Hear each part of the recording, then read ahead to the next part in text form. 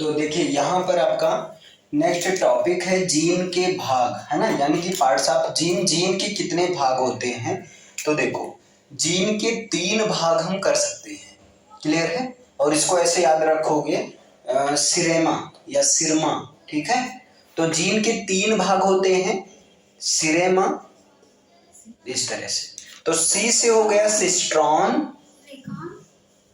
है ना, पहले भाग का नाम है सिस्टॉन है, सिस्ट्रॉन, क्लियर है। और दूसरे भाग का नाम है रेकॉन है, और तीसरे भाग का नाम है वो क्या है, म्यूटॉन है, म्यूटॉन। तो जीन के 3 भाग होते हैं, जीन के 3 भाग होते हैं, सिस्ट्रॉन, रेकॉन और म्यूटॉन। लेकिन ये जो जीन के भाग हैं, आपने कहा 3 भाग होते हैं, ठीक, ये इनके आणविकता के आधार पर है ना। आप ऐसे समझ सकते हैं, इनकी आणविक संरचना, मॉलिक्यूलर स्ट्रक्चर के बेस पर। तो यहां पर एक पॉइंट आप लिख सकते हैं, आणविकता के आधार पर, आणविकता के आधार पर जीन के कितने भाग होते हैं? 3 भाग होते हैं, सिस्ट्रॉन, रेकॉन और म्यूटॉन। अब प्रश्न आता है सिस्ट्रॉन क्या होता है? तो देखो, अगर बात करें जीन की, तो जीन क्या होता है, डीएनए के छोटे छोटे खंडों को जीन कहते हैं। और जीन के 3 भाग हैं, सिस्ट्रॉन, रेकॉन, म्यूटॉन। तो ये जो सिस्ट्रॉन वाला भाग होता है, ये कार्यात्मक इकाई होती है। सिस्ट्रॉन वाला भाग क्या होता है?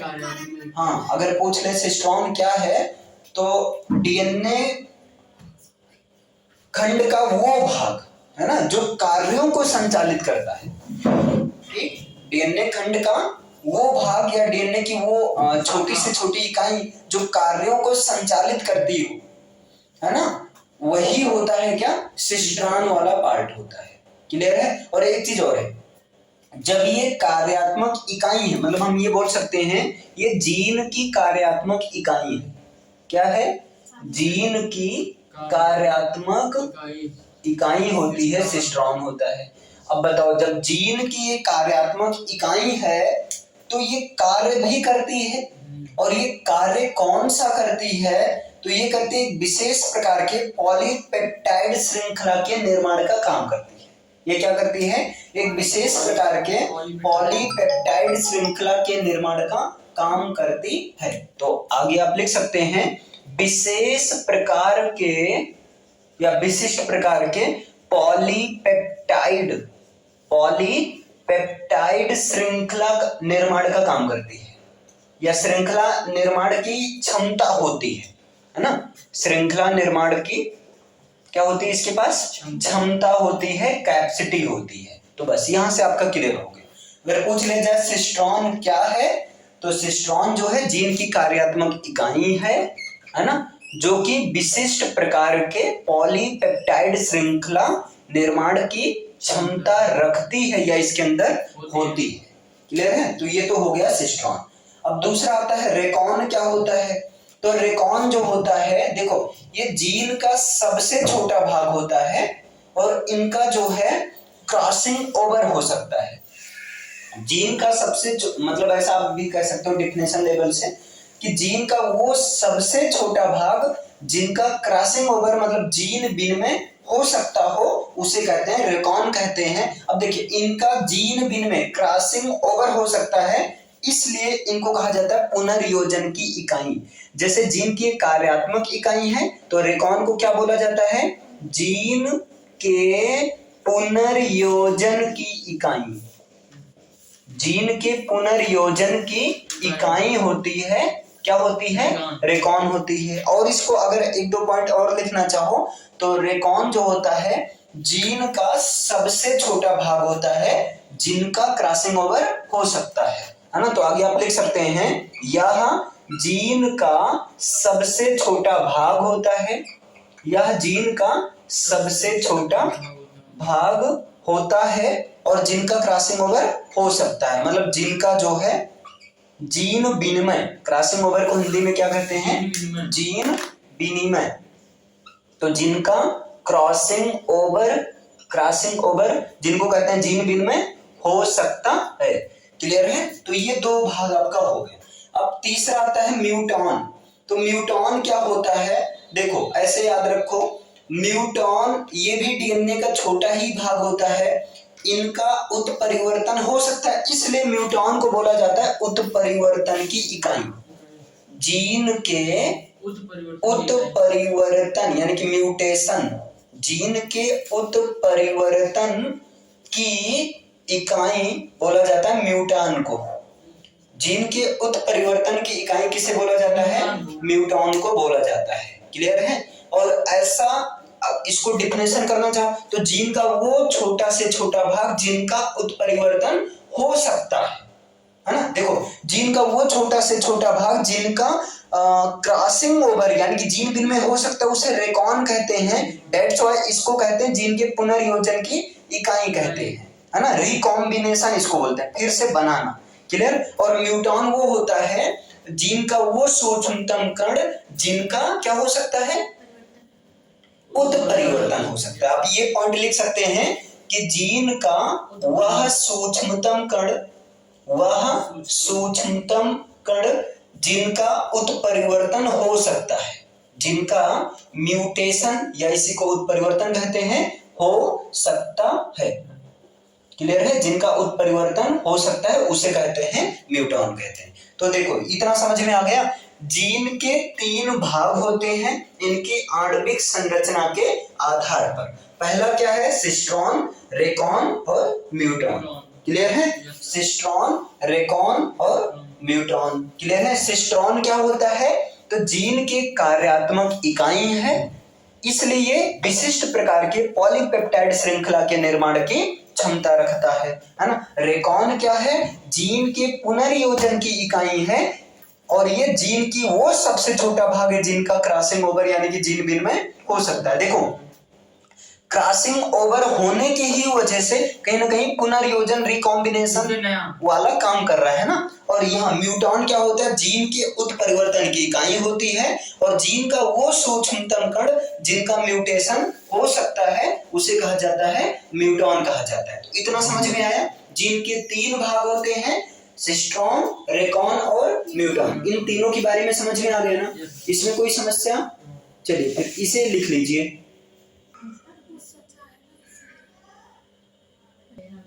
देखिए यहाँ पर एक रिलेशन है, जैसे कि एक सिस्ट्रॉन में एक जीन में, देखिए जीन में अनेक सिस्ट्रॉन हो सकते हैं, और एक सिस्ट्रॉन में अनेक रेकॉन हो सकते हैं, और एक रेकॉन में अनेक म्यूटॉन हो सकते हैं। इस तरह से ये मतलब संबंध है, समझ लीजिए। दूसरा नंबर, ये जो सिस्ट्रॉन है, रेकॉन है और म्यूटॉन, इस शब्द को किसने दिया था? तो बेंजर ने दिया था। किसने दिया था? बेंजर ने दिया था। तो ये चीज थोड़ा सा रिलेशन है इनमें कि जीन ऐसे समझो, देखो जीन में अनेक सिस्ट्रॉन, और सिस्ट्रॉन में अनेक रेकॉन, और रेकॉन में अनेक म्यूटॉन हो सकते हैं। क्लियर है? चलिए फिर अब इसके बाद हेडिंग बना लीजिए, जीन के विशिष्ट प्रकार, है ना। जीन के विशिष्ट प्रकार, जीन के विशिष्ट प्रकार। तो यहां पर अगर हम बात करें जीन के विशिष्ट प्रकार में, तो सबसे पहले एक काम करते हैं, प्रकार का नाम लिख लेते हैं, कौन कौन सा प्रकार है ना।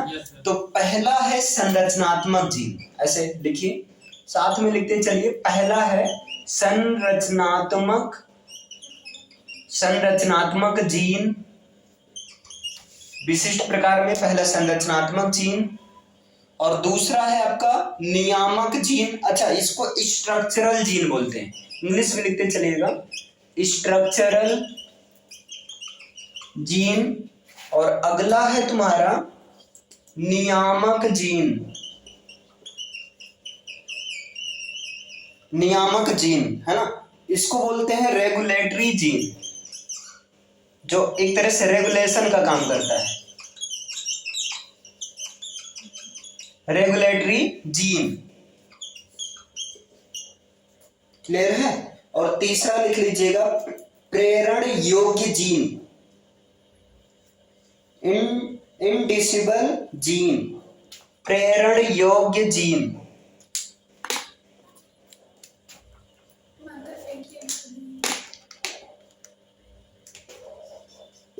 प्रेरण योग्य जीन, इंड्यूसिबल जीन। और अगला लिख लीजिए bipartite gene, split gene, bipartite gene, split gene, split gene. हाँ, बिपार्टिन जीन, स्प्लिट जीन। और अगला जीन संघटक या गृह व्यवस्थापक जीन, संघटक जीन चाहे बोलो या जो है इसमें इंक डाल दो। संघटक या गृह व्यवस्थापक, गृह व्यवस्थापक जीन, संघटक या गृह व्यवस्थापक जीन। इसको बोलते हैं कॉन्स्टिट्यूटिव या हाउस कीपिंग जीन, कॉन्स्टिट्यूटिव और house keeping gene.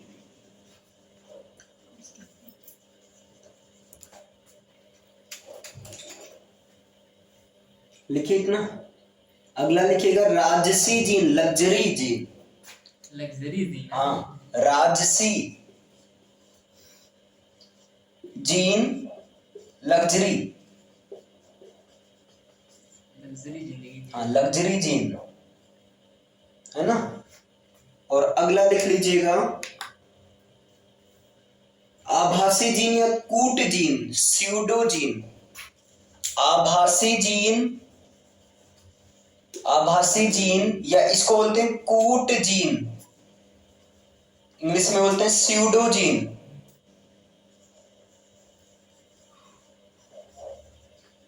Pseudo gene. और अगला लिख लीजिएगा जंपिंग जीन, जंपिंग जीन। अगला है जंपिंग जीन,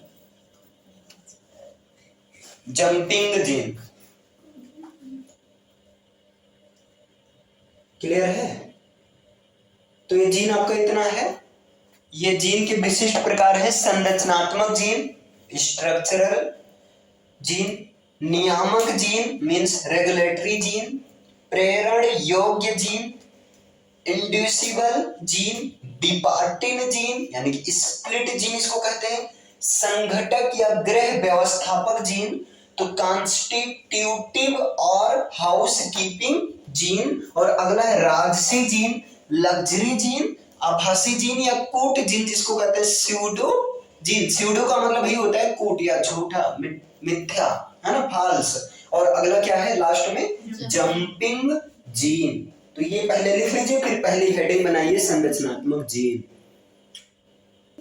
चलिए, इसमें पहली हेडिंग है संरचनात्मक जीन। ये चीज होता क्या है तो देखो, इस जीन में रासायनिक पदार्थ के संश्लेषण के लिए सूचनाएं निहित रहती हैं। तो इसमें लिख लीजिएगा, इसमें रासायनिक पदार्थ के संश्लेषण के लिए, रासायनिक पदार्थ के संश्लेषण के लिए सूचनाएं क्या होती हैं? निहित होती हैं। भाई ये तो देख ही रहा होगा, है ना।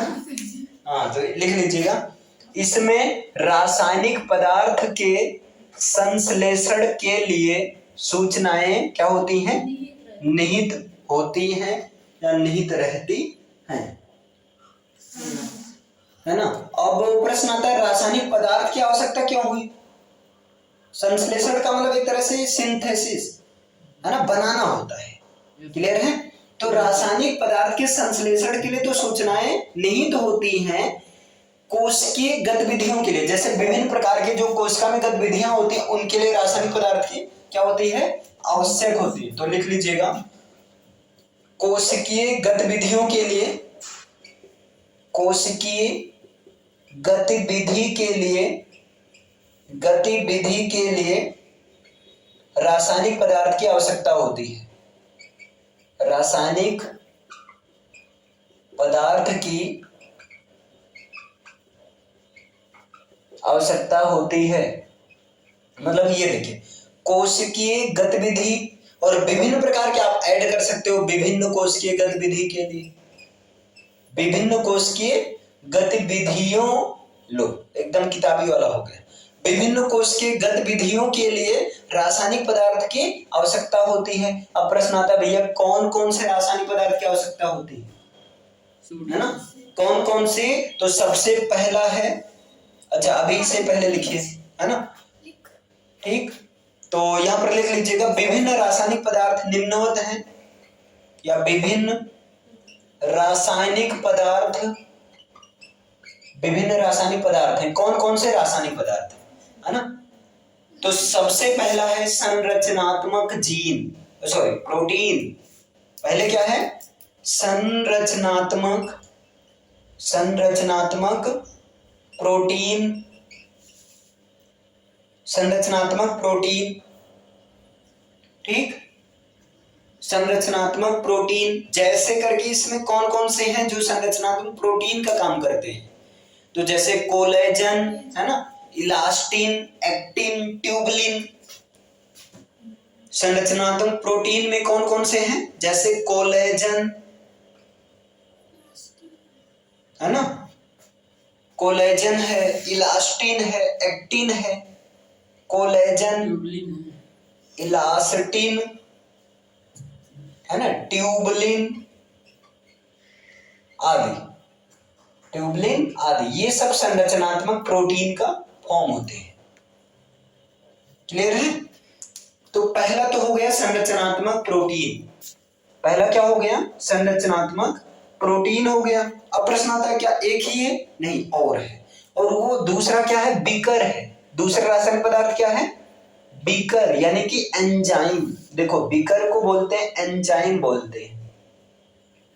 अब कौन कौन से एंजाइम होते हैं? तो लाइपेज है ना, प्रोटीएज आदि। तो इसमें लिख लीजिएगा, जैसे लाइपेज है ना, और प्रोटीएज, प्रोटीएज etc आदि। क्लियर है? और क्या है? प्रोटीन हार्मोन, जैसे इंसुलिन और वृद्धि हार्मोन। तीसरा प्रोटीन हार्मोन, अब प्रोटीन हार्मोन में आते हैं जैसे इंसुलिन और वृद्धि हार्मोन, इंसुलिन और वृद्धि हार्मोन, इसे लिखिए। और अगला लिख लीजिएगा, अगला लिख लीजिए प्रतिजैविक, प्रतिजन आदि, है ना। प्रतिजैविक, एंटीबायोटिक इसको बोलते हैं ना, प्रतिजन, प्रतिजैविक, प्रतिजन है ना, रुधिर स्कंदन कारक आदि। ये रुधिर स्कंदन कारक आदि, ठीक है। तो ये लिख लीजिए। देखो यहां पर हमने कहा विभिन्न कोशिकीय गतिविधियों के लिए रासायनिक पदार्थ की आवश्यकता होती है। अब प्रश्न आता है कौन कौन से रासायनिक पदार्थ की आवश्यकता होती है? तो ये देखो डिब्बा के बाहर वाले सब रासायनिक पदार्थ। पहला क्या है ना, एक ये है संरचनात्मक प्रोटीन, जैसे कोलेजन, इलास्टिन, ट्यूबलिन, एक्टिन आदि। दूसरा एंजाइम, यानी कि बीकर में जैसे लाइपेज, प्रोटीएज आदि, बहुत है एंजाइम, ठीक है। और यहाँ प्रोटीन हार्मोन जैसे इंसुलिन या वृद्धि हार्मोन। अब जैसे देखो यहां से समझो, जैसे बच्चे को लंबाई ग्रोथ करने के लिए प्रोटीन हार्मोन दिया जाता है, वृद्धि हार्मोन दिया जाता है। एक्चुअली होता क्या है, वो जो वृद्धि हार्मोन दिया जाता है जो लंबाई ग्रोथ के लिए, बिल्कुल ऐसा नहीं कि नहीं फायदा करता है, जी वो फायदा किस हिसाब से करता है, वो जाकर हमारे अंदर के वृद्धि हार्मोन को सक्रिय कर देता एक्टिवेट है ना। वृद्धि हार्मोन को क्या कर देता है, एक्टिवेट कर देता है, लेकिन उसका भी एक सर्टेन एज होता है। ये नहीं कि 50 साल के हो गए अब तुम वृद्धि हार्मोन पी रहे हो, अबे अब हम लंबा होंगे, तुम परेशान हो, फौज में जाएंगे, नहीं तब नहीं होता। इसका भी एक सर्टेन पीरियड होता है। क्लियर है। और अगला क्या आपका प्रतिजैविक, प्रतिजन, या अलग अलग है। प्रतिजैविक मीन्स एंटीबायोटिक, प्रतिजन एंटीबॉडी है ना। रुधिर स्कंदन कारक, रुधिर को स्कंदन मतलब समझ रहे हैं, ब्लड क्लॉट करने के लिए। भाई कहीं देखो ऐसे, अब याद करो कुछ कहानियां याद करो बचपन की। ऐसे जब पत्ती वत्ती रहती है, ब्लड जो रहती है ना आयरन की, जब कट जाते तो हम लोग ऐसे हाथ से दबाए रखते हैं, ठीक है। तो कुछ देर के बाद में क्या होता है, खून जम जाता है, खून का बहना बंद हो जाता है बाहर, है ना। और कुछ लोग भाई और कलाकार के होते हैं, वो कहते हैं भाई वो बीड़े कागज लगा लो अभी सही हो जाएगा, है ना। सुनो कि नहीं, मैंने भी किया है, बीड़े कागज लगा लो अभी सही हो जाएगा। क्लियर है। तो वो बीड़ी का कागज वगैरह लगाने सही नहीं होता है। वो जैसे जब आप दबाए रखोगे तो हमारे अंदर क्या है, ब्लड क्लॉटिंग की पावर होती है, यस सर, है ना, जो कि विटामिन के की वजह से होती है ना। तो वो पावर की वजह से जैसे जहां कटा है वहां पर ब्लड का एक थक्का जम जाता है और इससे रुधिर का बहना बंद हो जाता है। वो बीड़े की कागज से नहीं बंद होता है, ठीक है। हाँ तो गया चिपका लिया।